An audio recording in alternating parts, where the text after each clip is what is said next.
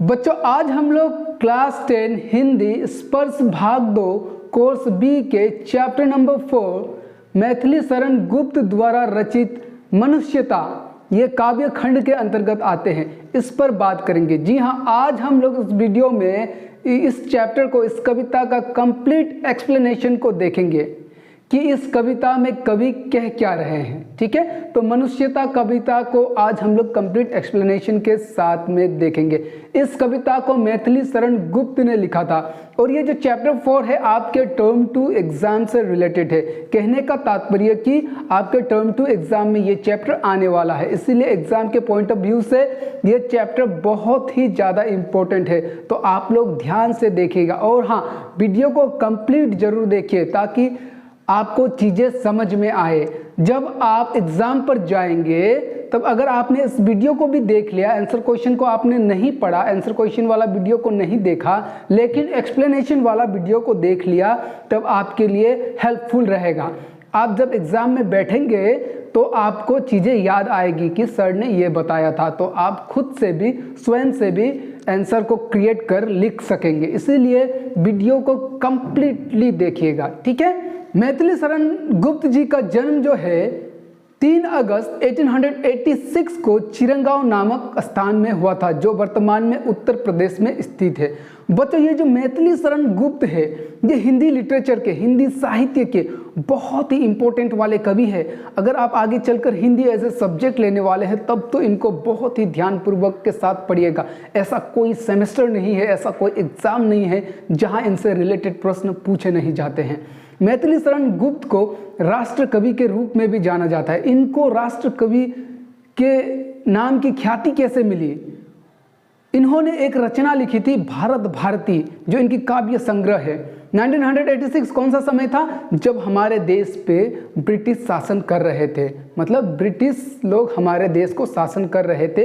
तो ऐसे समय में इन्होंने जो भारत भारती नामक काव्य संग्रह लिखा, तो वो काव्य संग्रह जो है स्वतंत्रता संग्राम के लिए बहुत ही प्रभावशाली सिद्ध हुई। जो स्वतंत्रता के लिए लड़ रहे थे उनके लिए ये कविता जो है वो एक हथियार की भांति साबित हुई। बच्चों आपने क्लास 9 में सियाराम शरण गुप्त की एक फूल की चाह कविता पढ़ी थी ना, तो ये उन्हीं के बड़े भाई हैं। ठीक है, मैथिली शरण गुप्त जो है उन्हीं के बड़े भाई हैं। अब हम मैथिली शरण गुप्त जी के कुछ प्रमुख रचनाओं को देखते हैं, जैसे साकेत, भारत भारती, जयद्रथवध, पंचावटी, किसान, ये सभी उनकी प्रमुख काव्य संग्रह है। ठीक है, मैं सभी रचनाओं को गिनाने लग जाऊंगा तो इन्होंने बहुत सारी रचनाएं लिखी थी, तो बहुत डिले हो जाएगा। उसी तरह से इन्होंने कुछ नाटक भी लिखे थे, जैसे रंग में भंग आदि आदि। तो ये सब उनकी प्रमुख रचनाओं का नाम है। मैथिली शरण गुप्त को पद्म भूषण पुरस्कार से भी नवाजा गया। इसके अतिरिक्त और अन्य बहुत सारे पुरस्कारों से इन्हें सम्मानित किया गया था। ठीक है, और दूसरी सबसे महत्वपूर्ण वाली बात यह है कि हम जो कहते हैं बार बार खड़ी बोली हिंदी, खड़ी बोली हिंदी, खड़ी बोली हिंदी का प्रयोग जो है वो आधुनिक काल से ही होने लगा था। और खड़ी बोली हिंदी का जो प्रयोग होने लगा उसमें मैथिली शरण गुप्त जी का भी बहुत बड़ा हाथ है। हम ऐसा भी कह सकते हैं कि मैथिली शरण गुप्त उन कवियों में से एक है जिन्होंने प्रथम बार खड़ी बोली हिंदी का प्रयोग किया था। ठीक है, तो चलिए इस कविता को शुरू करते हैं। कविता को शुरू करने से पहले इस कविता के पाठ के सार को समझिए। इस कविता में कवि ने कहा है कि जीवन तो हर कोई जी लेता है, एक जानवर भी, एक पशु भी अपना जीवन व्यापन कर लेता है, अपना जीवन जी लेता है, लेकिन हम मनुष्य किस प्रकार से अपना जीवन जीते हैं? जीवन जीना बड़ा बात नहीं है, जीवन तो हर कोई जी लेता है, लेकिन उससे फर्क नहीं पड़ता। इससे फर्क पड़ता है कि आपने अपना जीवन किस प्रकार से जिया। आपको जो ये जीवन मिला है उसका आपने सही उपयोग किया कि नहीं, इससे फर्क पड़ता है। सही मायनों में वही मनुष्य कहलाता है जो दूसरों के लिए जीता है। अपने और अपने परिवार के लिए तो हर कोई जीता है, लेकिन सच्चा मनुष्य वही है जो दूसरों के लिए जीता है। और हम लोगों का भारतवर्ष तो ऐसे महान पुरुषों से भरा पड़ा हुआ है जो दूसरों के लिए जिए और दूसरों के लिए मरे। और दुनिया भी, देश भी उसी लोगों को याद करता है जो देश के लिए कुछ कर जाते हैं, जो लोगों के लिए कुछ कर जाते हैं। कहने का मतलब कि जो लोगों के लिए जीते हैं, जो लोगों के हित के लिए जीते हैं, वो सदैव के लिए अमर हो जाते हैं, उसको दुनिया हमेशा याद रखती है। तो इस संपूर्ण कविता में यही सब रिलेटेड कवि ने बात की है। कवि ने मनुष्यता की बात की है, कवि ने एक इंसान को किस प्रकार से जीना चाहिए उसकी बात की है। कवि ने ये भी बताया है कि हम लोगों का जो जीवन है ये नश्वर है, ये नष्ट होने वाला है, ठीक है, ये पल में नष्ट होने वाला है, मट्टी से बना है और मट्टी में मिल जाएगा। तो इस शरीर के मोह माया में क्या रहना है, ये शरीर तो आई है और इसको तो जाना ही है, लेकिन जाते जाते इस शरीर का हम उपयोग कैसे करते हैं, इस शरीर का हम लोगों के हित में उपयोग करते हैं कि नहीं। अगर हम लोगों के हित में इस शरीर का उपयोग करते हैं, लोगों के हित में हम कार्य करते हैं, तो लोग हमें सदैव याद रहेंगे, हम मरने के बाद भी अमर हो जाएंगे। तो चलिए, कविता बहुत ही इंटरेस्टिंग है बच्चों, कविता को शुरू करते हैं। Let's get started. तो चलिए कविता को प्रारंभ करते हैं। मनुष्यता। विचारु लोक मृत्यु हो, न मृत्यु से डरो कभी, मरो परंतु यूं मरो कि याद जो करे सभी। हुई न यूं समृद्धि तो वृथा मरे वृथा जिए, मरा नहीं वही कि जो जिया न आपके लिए। वही पशु प्रवृत्ति है कि आप ही चरे, वही मनुष्य है कि जो मनुष्य के लिए मरे, मनुष्य के लिए मरे। कवि कहते हैं कि ये विचार लो, ये जान लो कि ये हम लोगों का जो जीवन है, हम लोगों का जो शरीर है, ये मरणशील है, इसको मरना ही है, ठीक है। दिमाग में ये बात सेट कर लो, ये जान जाओ, आप भी जान जाओ कि ये जो हम लोगों का शरीर है, ये जो हम लोगों को जीवन मिला है, ये मरणशील है, एक ना एक दिन हमें मरना ही है। तो किस बात का डर है, क्यों इस मौत से डरना, ठीक है। मरो परंतु यूं मरो कि याद जो करे सभी। अगर मरना ही है तो ऐसे मरो कि मरने के बाद भी तुम्हें हर कोई याद करे। कहने का मतलब कि अगर तुम मर भी जाओ तो तुम अमर हो जाओ। कैसे व्यक्ति अमर होते हैं? जो दूसरों के लिए जीते हैं वो व्यक्ति अमर होते हैं, मरने के बाद भी अमर होते हैं। जैसे महात्मा गांधी, भगत सिंह आज अमर क्यों हैं? क्योंकि वे लोग जो देश के लिए मरे, हम सभी के लिए मरे, हम सभी को स्वतंत्रता दिलाने के लिए मरे। उन्होंने अपने लिए अपना जीवन बलिदान नहीं दिया, उनको तो पता ही था हमें तो मरना ही है, लेकिन वे मरते मरते भी देश को आज़ाद कर गए। किसके लिए? हमारे लिए, ताकि हम खुशी से जी सके, हम यहाँ आज़ादी के साथ जी सके। तो ऐसे व्यक्ति लोग जो है वो अमर हो जाते हैं। तो वही कवि कह रहे हैं, ये मैंने आपको जानने के लिए बताया, यहाँ पर कवि ने ऐसा नहीं लिखा है। कवि बस इतना कह रहे हैं कि अगर मरना ही है, इस शरीर को जाना ही है, तो डरो मत, और मरना ही है तो ऐसे मरो कि याद तुम्हें सभी करे, तुम अमर हो जाओ। फिर कहते हैं कि हुई न यूं समृद्धि तो वृथा मरे वृथा जिए। समृद्धि मतलब ऐसा मृत्यु जो किसी के लिए काम आए, ठीक है, ऐसा मृत्यु जो किसी के लिए काम आए। अगर तुम्हारा मृत्यु, तुम्हारा मरना किसी के लिए काम नहीं आता है तो तुम्हारा मरना भी बेकार है, तुम्हारा इस दुनिया में जीना भी बेकार है। इसीलिए अगर मरना ही है तो किसी के लिए मरो, कुछ अच्छे कार्य करके मरो। फिर आगे लिखते हैं, मरा नहीं वही कि जो जिया ना आपके लिए, ठीक है। जो व्यक्ति खुद के लिए जीता है वो मरने के बाद भी वो मर ही जाता है, उसको कोई याद नहीं करता। लेकिन जो व्यक्ति दूसरों के लिए जीता है, दूसरों के हित के लिए जीकर दूसरों के हित के लिए मरता है, वैसे व्यक्ति को लोग याद करते हैं, वे मरने के बाद भी अमर हो जाता है। वही पशु प्रवृत्ति ही कि आप ही चरे, वही मनुष्य है जो कि मनुष्य के लिए मरे। आगे कभी कहते हैं कि जो अपने लिए जीता है वो एक पशु की भांति होता है। पशु कैसा होता है? पशु अपना पेट के लिए सिर्फ जीता है। वो सुबह निकलता है, दिन भर घास चरता है और अपना पेट भर जाता है, अपने हिस्से का खाता है और वापस आ जाता है। तो अगर हम भी स्वयं के लिए और अपने परिवार के लिए सिर्फ जिएंगे तो पशु और हम में क्या फर्क रह जाएगा? हम पशु की भांति हो जाएंगे। तो वो पशु का प्रवृत्ति है जो अपने आप के लिए जीता है। ये विशेषता जो है ये पशुओं का है। हम इंसानों का ये विशेषता नहीं होना चाहिए। हम इंसानों को इंसानों के लिए जीना चाहिए, मनुष्य के लिए जीना चाहिए, लोगों के लिए जीना चाहिए, लोगों के हित के लिए जीकर और लोगों के हित के लिए मरना चाहिए, ठीक है। और वही मनुष्य है कि जो मनुष्य के लिए मरे। सच्चे मायने में, सच्चे अर्थों में वही मनुष्य है जो मनुष्य के लिए मरे। मनुष्य के लिए मरे मतलब दूसरे लोगों के लिए मरे, ठीक है। असली मायने में वही मनुष्य कहलाता है।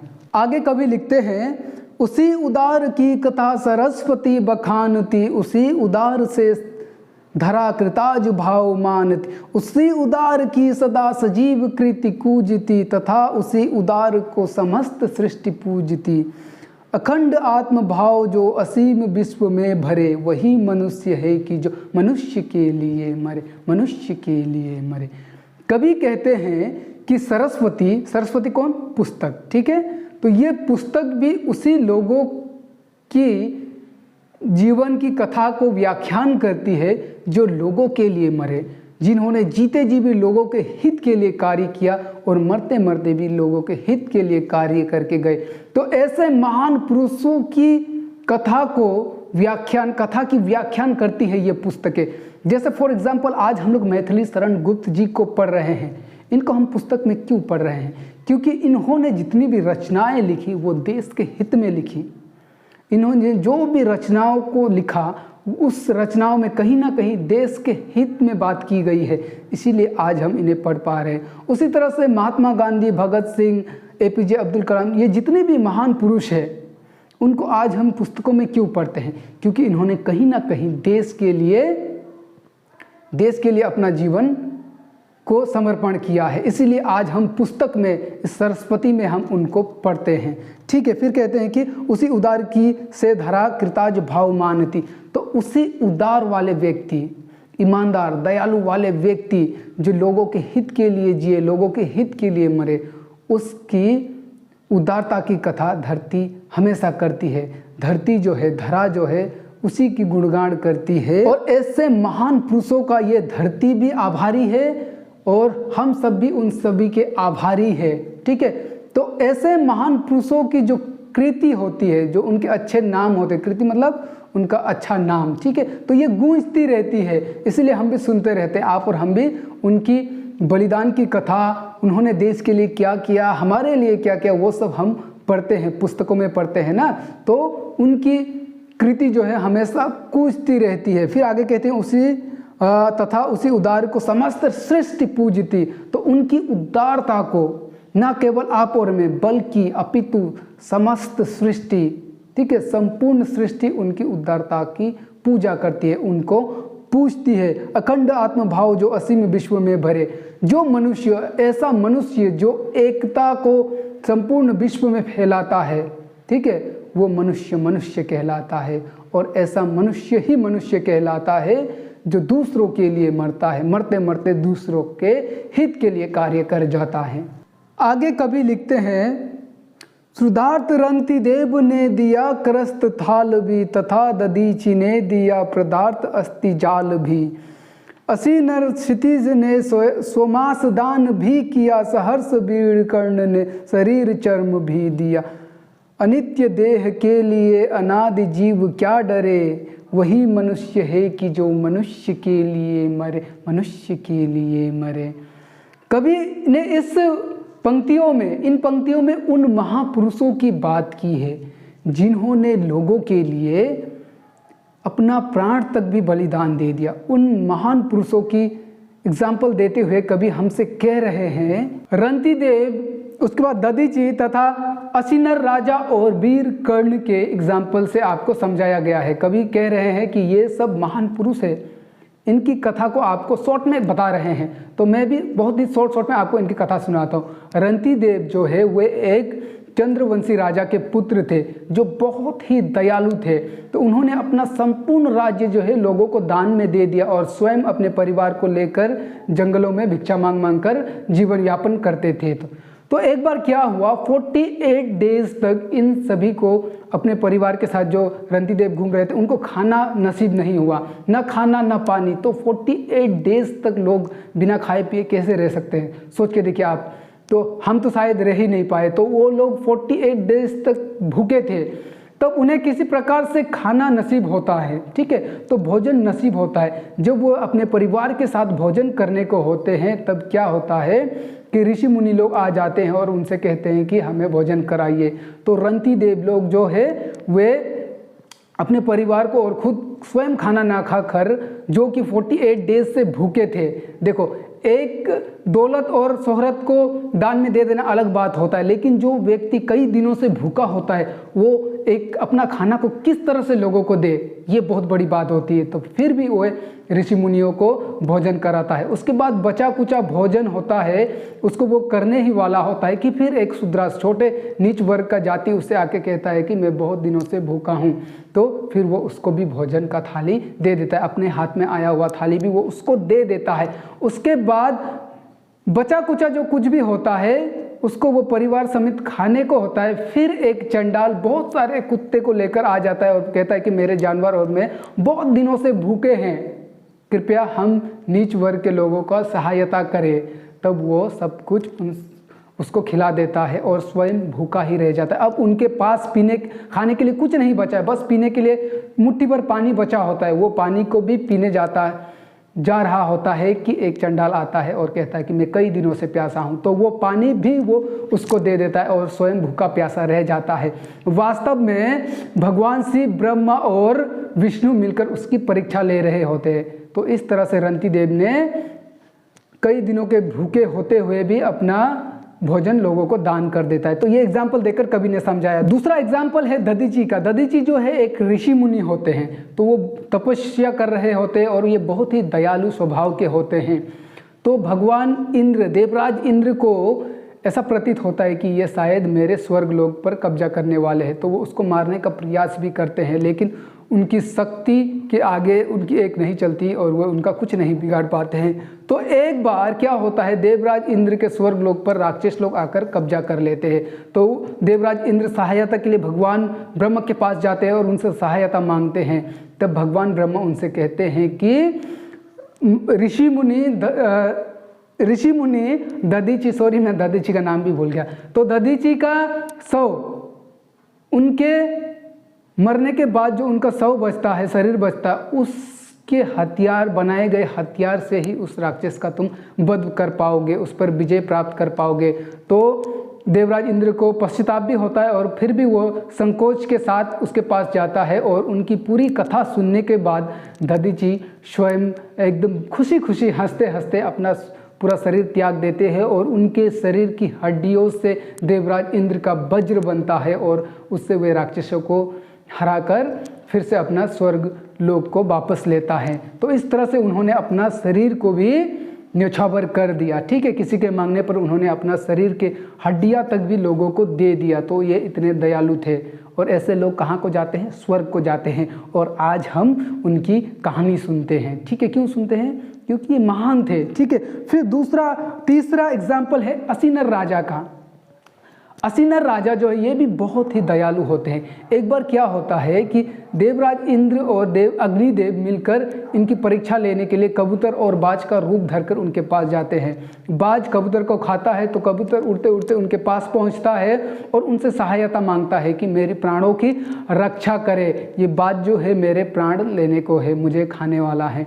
तब बाज उसके सामने पहुँचता है और उससे कहता है कि असिनर राजा से कहता है कि आप, ये मेरा भोजन है और आप इसकी रक्षा ना करें, क्योंकि प्रत्येक जो प्राणी होता है उसको जीने के लिए कुछ ना कुछ खाना ही पड़ता है। ये भगवान के द्वारा ही निर्मित है, भगवान ने ही ऐसा बनाया हुआ है। तो मैं कबूतर को खाकर अपना पेट भरूंगा और अपना परिवार का पेट भरूंगा। अगर आप इसकी रक्षा करेंगे तो मैं भी मर जाऊंगा और मेरे मरने के पश्चात मेरे बच्चे और मेरी पत्नी भी मर जाएगी और इन सभी का जिम्मेदार आप होंगे। तो महाराज असिनर कहते हैं कि देखिए बाज, आप सही कह रहे हैं, आप भी अपनी जगह गलत नहीं है, लेकिन ये कबूतर अपनी प्राणों की रक्षा के लिए मेरे पास आया है, उसने अपने प्राणों की रक्षा के लिए मुझसे मांगा है, तो मैं इसकी प्राण की रक्षा किसी भी हालत में करूंगा। तो आप ऐसा कोई उपाय बताएं जिससे मैं आप पर भी कोई नुकसान ना हो और इस कबूतर को भी मैं बचा सकूं और आपकी और आपके परिवार की भी पेट भर जाए। तो बाज कहता है कि ठीक है, तो इस कबूतर का जितना भी मांस है उतना समान आप अपने शरीर से मुझे मांस दे दीजिए और मैं उससे अपना और अपना परिवार का पेट पाल लूँगा। तो कबूतर को पल्ले के एक साइड पे बिठाया जाता है और असिनर राजा जो है अपने जांघों से मांस काटकर, एक टुकड़ा मांस काटकर वहाँ पर रखते हैं। लेकिन वो कबूतर इतना भारी होता है कि उसका बराबर नहीं होता है। फिर वो दूसरे जांघों से भी काटते हैं, फिर भी नहीं होता है। फिर वो अपने हाथों को भी काट कर देते हैं, फिर भी नहीं होता है, क्योंकि ये तो परीक्षा ले रहे होते हैं ना, तो कबूतर बहुत ही भारी है। तो इस तरह से वो धीरे धीरे अपने अंगों का बहुत सारे अंग काट कर रखते हैं, फिर भी नहीं होता है। तो अंतिम में वे बाज से कहते हैं कि अब तो एक ही उपाय है कि मैं खुद ही पल्ले पे बैठ जाता हूँ और आप मुझे ही खा ले, परंतु कबूतर की प्राण ना ले। तो इस तरह से उसने वो किया। तो अंतिम में बाज और कबूतर अपने रूप में आ जाते हैं और उनसे कहते हैं कि हम आपकी परीक्षा ले रहे हैं। इस तरह से राजा असिनर स्वर्ग को प्राप्त हो जाते हैं। फिर चौथा जो एग्जाम्पल है सूर्यपुत्र वीर कर्ण का है। महाभारत में आपने सुना होगा, कर्ण एक पात्र का नाम है जो बहुत ही दानवीर कर्ण के रूप में जाने जाते हैं। वो जब सुबह सुबह सूर्य को जब अंजलि दे रहे होते तो उनके सामने जो भी आता है और जो कोई भी दान मांगे वो उसको खुशी खुशी दे देते हैं। तो देवराज इंद्र उनके सामने आते हैं और उनके कवच और कुंडल को मांग लेते हैं।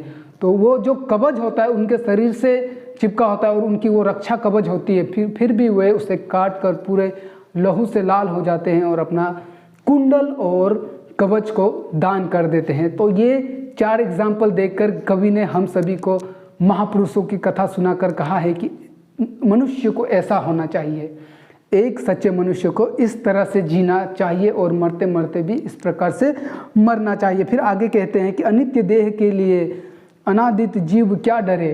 ये मरने वाला शरीर के लिए जो मट्टी में ही मिलना है, ऐसे शरीर के लिए वो इंसान क्या डरे, इसको तो मरना ही है, इसको खत्म होना ही है। तो ऐसे शरीर के लिए क्या डरना, वही मनुष्य है जो मनुष्य के लिए मरता है। आगे कवि कहते हैं कि सहानुभूति चाहिए महानुभूति है यही, वशीकृता सदैव है बनी हुई स्वयं मही, विरुद्धवाद बुद्ध का दया प्रभाव में बहा, विनित लोग वर्ग क्या न सामने झुका रहा, आहा वही उदार है परोपकार जो करे, वही मनुष्य है कि जो मनुष्य के लिए मरे। ठीक है, तो कवि कह रहे हैं कि सहानुभूति की भावना, करुणा की भावना, उपकार की भावना, ये बहुत बड़ी पूंजी है। ठीक है, ये दौलत शोहरत ये सबसे बढ़कर बड़ी पूंजी है। ये हम में उपकार की भावना होनी चाहिए, सहानुभूति की भावना होना चाहिए, इसी तरह से करुणा की भावना भी हम में होनी चाहिए और ये मनुष्य की सबसे बड़ी पूंजी होती है।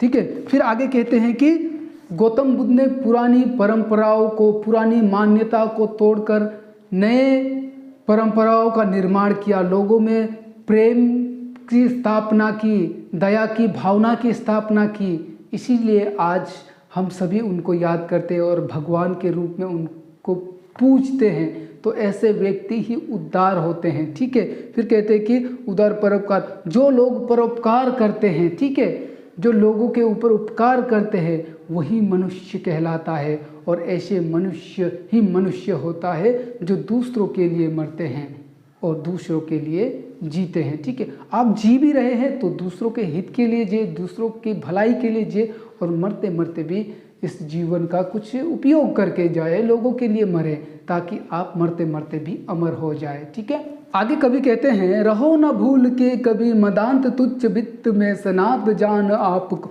करो न गर्भ चित्त में, करो न गर्भ चित्त में, अनाथ कौन है यहाँ त्रिलोकनाथ साथ है, दयालु दीनु बंधु के बड़े विशाल हाथ है, अतीव भाग्यहीन है अधीर भाव जो करे, वही मनुष्य है कि जो मनुष्य के लिए मरे। कवि कहते हैं कि अगर तुम्हारे पास धन संपत्ति दौलत शोहरत है तो इस चीज़ का गर्व मत करो, तुम्हें इस चीज़ का घमंड नहीं होना चाहिए। यहाँ पर इस दुनिया पर कोई भी अनाथ नहीं है। ठीक है, कोई भी अनाथ नहीं है, हर किसी का त्रिलोकनाथ है। त्रिलोकनाथ मतलब त्रिलोक भगवान ना, प्रभु है, कोई भी यहाँ पर अनाथ नहीं है। ठीक है, और उनके हाथ जो है वो बहुत बड़े हैं। बहुत बड़े हाथ मतलब ये नहीं कि हाथ जो है बहुत बड़ा, मतलब उनकी पहुँच बहुत ऊपर तक, जिन्होंने पूरे सृष्टि को बनाया, पृथ्वी को बनाया। हम तो उस पृथ्वी के, उस सृष्टि के छोटे से मात्र अंग है, तो उन्होंने तो पूरे दुनिया को, पृथ्वी को, ब्रह्मांड को बनाया, तो उनके हाथ कितने बड़े होंगे। ठीक है, तो फिर आगे कहते हैं कि अगर प्रभु के होते हुए भी तुम्हें लगता है कि मेरे पास कुछ नहीं है, तो तुम बहुत ही भाग्यहीन हो। तुम्हें ये नहीं सोचना चाहिए कि मेरे पास कुछ नहीं है, प्रभु है। बस तुम्हें जो जीवन मिला है उसका उपयोग करो, सदुपयोग करो, ना कि उसका दुरुपयोग करो। और वही मनुष्य होता है जो मनुष्य के लिए मरता है। फिर आगे कवि लिख रहे हैं, अनंत अंतरिक्ष में अनंत देव है कड़े, समक्ष ही स्वभाव जो बढ़ा रहे बड़े बड़े। परस्परावलंब से उठो तथा बढ़ो सभी, अभी अमर्त्य अंक में अपंग हो चढ़ो सभी। रहो न यूं कि एक से न काम और का सरे, वही मनुष्य है कि जो मनुष्य के लिए मरे। कवि कह रहे हैं कि अंतरिक्ष में ऊपर भगवान है। कितने भगवान है? देव है, अनंत देव है, हजारों करोड़ों में भगवान खड़े हुए हैं, देव खड़े हुए हैं, ठीक है। और जो महापुरुषों को, महान पुरुषों को अपने पास ले जाने के लिए, अपने गोद में बिठाने के लिए हाथ बढ़ा रहे हैं। तो हमें क्या करना चाहिए कि हम सबको मिलकर उस ऊंचाई पर पहुंचना है, भगवान के पास पहुंचना है और उनके गोद में बैठना है, जो हमें बिठाने के लिए वे तैयार है। तो हमें एक दूसरे का सहायता करके उस ऊंचाई तक पहुंचना है, ना कि एक दूसरे का बुराई करना, एक दूसरे के लिए बुरा सोचना है। कुछ चंद दौलत शोहरत के लिए एक दूसरे का वध किया जाता है आजकल, तो ठीक है, तो ऐसा नहीं करना है, बल्कि हमें एक दूसरे के लिए जीना है। ये जो मरणशील जो जीवन मिला है, हमें उस जीवन का सदुपयोग करना चाहिए और हमें एक दूसरे के लिए जीकर और एक दूसरे के लिए मरना चाहिए, ठीक है। तो इन पंक्तियों में यही कहा गया है और अंतिम में वही बात को दोहराई गई है कि वही मनुष्य होता है जो मनुष्य के लिए मरता है। आगे कवि कह रहे हैं, मनुष्य मात्र बंधु है यही बड़ा विवेक है, पुराण पुरुष स्वयंभू पिता प्रसिद्ध एक है। फलानुसार कर्म के अवश्य ब्रह्म वेद है, परंतु अंतरेक में प्रमाणभूत वेद है। अनर्थ है कि बंधु ही न बंधु की व्यथा हरे, वही मनुष्य है कि मनुष्य के लिए मरे, मनुष्य के लिए मरे। कवि कहते हैं कि हम जितने भी लोग हैं, मनुष्य है, सब भाई भाई है। और अगर ये समझ को आपने समझ लिया तो ये बहुत बड़ी समझ है। तो इसको आप समझ लीजिए कि हम जितने भी इंसान हैं सब आपस में भाई भाई हैं। क्यों भाई भाई हैं? क्योंकि हम लोगों का जो पिता है, हम लोगों को जिसने बनाया है वो परमेश्वर, वो ईश्वर एक ही है। इसीलिए हम जितने भी प्राणी हैं सब भाई हैं, भाई भाई है, एक दूसरे के भाई भाई है। तो क्योंकि हम लोगों का पिता स्वयंभू है, वो परमात्मा है, वो प्रभु है, जिसको हम अलग अलग नाम से जानते हैं, वो एक ही है। फिर आगे कहते हैं कि हो सकता है हम लोगों के कर्म अलग हो सकते हैं, हम लोगों का रंग अलग हो सकता है, कर्म अलग, हम अलग अलग कर्म कर सकते हैं, ठीक है। कर्म मतलब कार्य अलग अलग कर सकते हैं, कोई टीचर, कोई डॉक्टर, कोई किसान, ठीक है। कर्म अलग हो सकता है, रंग अलग हो सकता है, हाइट अलग हो सकता है, लेकिन आत्मा एक ही होती है। सभी की आत्मा एक ही होती है। ये बहुत दुख की बात है कि अगर हम बंधु होकर भी, भाई भाई होकर भी एक दूसरे के काम ना आए। वही मनुष्य होता है जो मनुष्य के लिए मरता है। अगली और अंतिम पंक्तियों में कवि कह रहे हैं कि चलो अभिष्ट मार्ग में सहर्ष खेलते हुए, विपत्ति विघ्न जो पड़े उन्हें ढकेलते हुए। घटे न हेल मेल हाँ बढ़े न भिन्नता कभी, अतर्क एक पंथ के सतर्क पंथ हो सभी। तभी समर्थ भाव है कि तारता हुआ तरे, वही मनुष्य है कि जो मनुष्य के लिए मरे, मनुष्य के लिए मरे। कवि कहते हैं कि हम लोग को जो जीवन मिला है उस जीवन को जीना है, तो जीते चलो। इस जीवन में जितनी भी कठिनाई आए, जितनी भी बाधाएं आए, जितनी भी विघ्न आए, उन सभी को ढकेलते हुए चलो और एक दूसरे का साथ देते हुए चलो। हम लोगों का हेल मेल, जो हम लोगों का मेल मिलाप है, वो कम होना नहीं चाहिए। तो एक दूसरे का साथ देते हुए जितने भी बाधा आए, मुश्किलें आए, उन सभी को धकेलते हुए चलो और जीवन को जीते हुए चलो, ठीक है। एक दूसरे के लिए जीना बहुत ज़रूरी है, एक दूसरे की सहायता बहुत ज़रूरी है। अगर हम एक दूसरे की सहायता करेंगे तो क्या होगा, हमारी भी उन्नति होगी, देश का भी उन्नति होगा, हम सभी की उन्नति होगी और हम स्वर्ग को भी प्राप्त होंगे। तो इस चीज़ को ध्यान में रखते हुए इसमें कवि ने एकता की बात की है। अंतिम पंक्तियों में मेल मिलाप की बात की तो ये संपूर्ण कविता जो है वे मनुष्यता पर आधारित है कि हम लोगों को किस प्रकार से जीना चाहिए और मरते मरते हमें कैसे मरना चाहिए। अगर हमें मरना ही है तो क्यों ना हम लोगों का ये जो जीवन है वो किसी की काम आ जाए। ठीक है, फॉर एग्जाम्पल ले लीजिए, अगर आपको मरना ही है तो मरते मरते आप अपना आँख डोनेशन कर रहे हैं तो कोई अंधा व्यक्ति आपकी आंखों से देख पाएगा, है कि नहीं। तो ये भी मनुष्यता है। इसका मतलब ये नहीं कि हमें अपना शरीर का बलिदान ही देना है, आप मरने के बाद भी दे सकते हैं ना। और ये मिथ्या, ये सुपरस्टिशन नहीं रखना चाहिए कि मैं अपनी आँख दे दूंगा तो अगले जन्म को मैं अंधा हो जाऊंगा, ऐसा कुछ नहीं होता। तो ये मनुष्य हो कहलाता है। ऐसे मनुष्य की मनुष्यता सदैव याद की जाती है और जिसका गुणगान और उदारता की बात पुस्तकें भी करती है, सरस्वती भी बखानती है। तो ठीक है, तो बच्चों इस तरह से ये कविता जो है कंप्लीट होता है। अगले वीडियो में हम इस कविता से रिलेटेड प्रश्न अभ्यास पर बात करेंगे। बच्चों लास्टली आपसे रिक्वेस्ट करता हूँ, रिक्वेस्ट क्या, आप अब तक तो आपने कर ही दिया होगा जो मैं बोलने जा रहा हूँ। जी हाँ, अब तक तो आपने मेरे चैनल को सब्सक्राइब तो कर ही दिया होगा। ठीक है, लाइक भी करना, कुछ पूछना हो तो कमेंट करना, फिर भी कुछ समझ में ना आए तो मैं हमेशा अपना नंबर देता हूँ 9612743507। ये मेरा व्हाट्सअप नंबर है, आप मुझसे व्हाट्सअप करके भी पूछ सकते हैं। हम बहुत ही जल्दी इस चैप्टर के आंसर क्वेश्चन को ऊपर बात करेंगे। और तब तक के लिए सब्सक्राइब, लाइक, शेयर, कमेंट। जय हिंद, जय भारत, नमस्कार।